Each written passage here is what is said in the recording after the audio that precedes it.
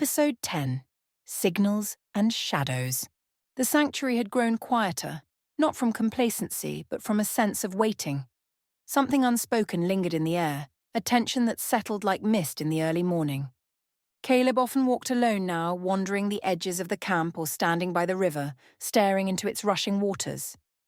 Zach had noticed a change in him, not weakness, but a deeper stillness, as if he were carrying something he didn't yet know how to name.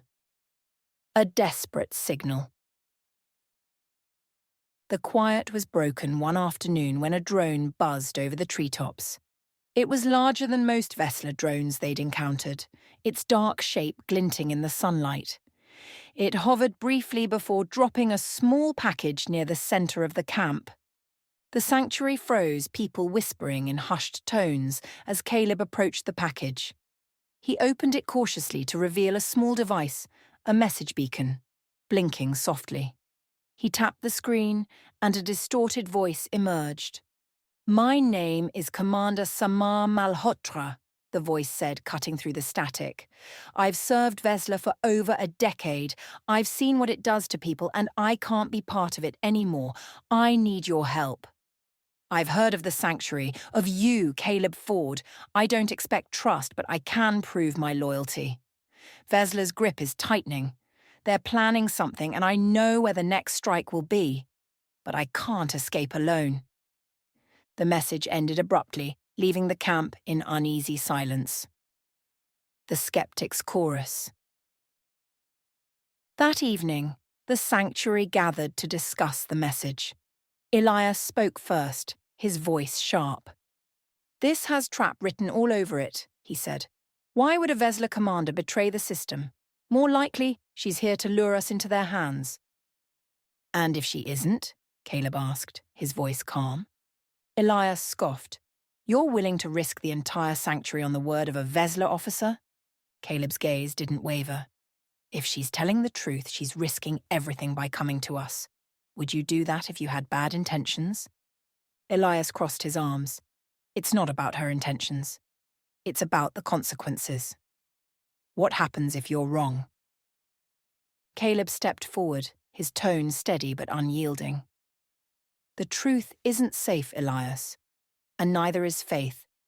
But if we turn her away, knowing she's asking for help, what does that make us?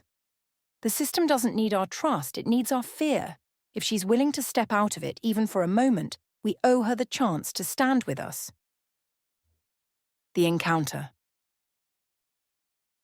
The next day, Caleb and Zach, along with a few others, left the sanctuary to meet Samar. The coordinates led them to an abandoned factory on the outskirts of the Vesla-controlled zone. They found Samar waiting inside, her uniform stripped of its insignias. She was a tall woman with sharp features and tired eyes that seemed to carry the weight of too many decisions. "Thank you for coming," Samar said. "I know what I've done. I've been part of Vesla's system for years. But the things I've seen—" She faltered, her voice breaking. "The experiments, the conditioning, the lives we've destroyed in the name of progress, I can't be part of it anymore." Caleb studied her, his expression unreadable. "Why now?" Summer hesitated, then took a deep breath. "Because I met someone Vesla couldn't break.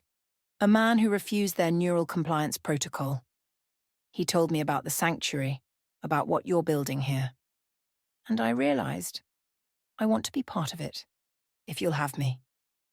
Zach glanced at Caleb, unsure how he would respond. Caleb stepped closer to Samar, his voice quiet but firm. "This isn't just a place to hide. It's a place to change. If you're ready for that, you're welcome." Restoring hope. Samar's arrival stirred the sanctuary. Many, including Elias, remained skeptical, but others were inspired by her courage. Zach watched as Samar began helping with the sanctuary's defenses, her tactical knowledge proving invaluable. One evening, as the sun dipped below the horizon, Samar found Caleb by the river.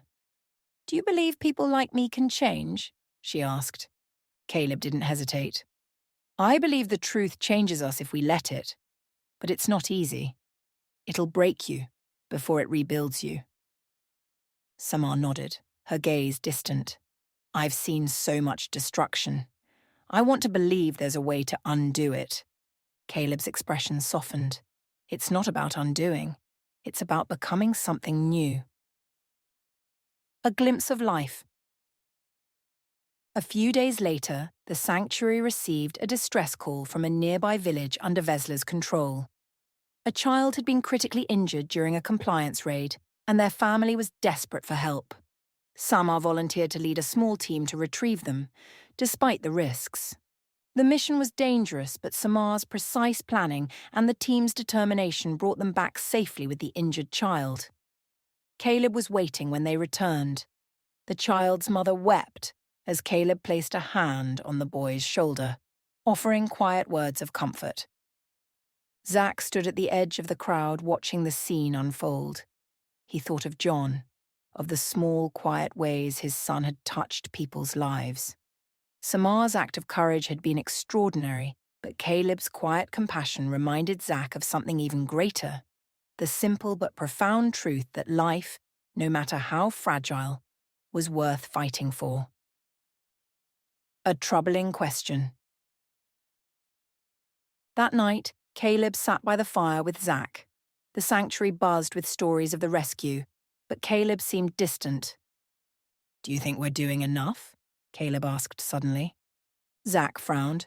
"What do you mean?" Caleb stared into the flames. "The sanctuary's growing, but so is the system. Every day, Gabriel tightens its grip, and we're just here, hiding, waiting." "We're helping people," Zach said. "We're giving them hope." Caleb nodded slowly. "Hope's a start, but it's not the end. The truth isn't just about hope. It's about transformation. And that means stepping into the fight, not away from it." As the fire burned low, Zach felt the weight of Caleb's words settle over him. The sanctuary had been a refuge, a place to heal and rebuild. But perhaps Caleb was right. Perhaps the time was coming to do more than survive. The truth was alive, and it was calling them to something greater.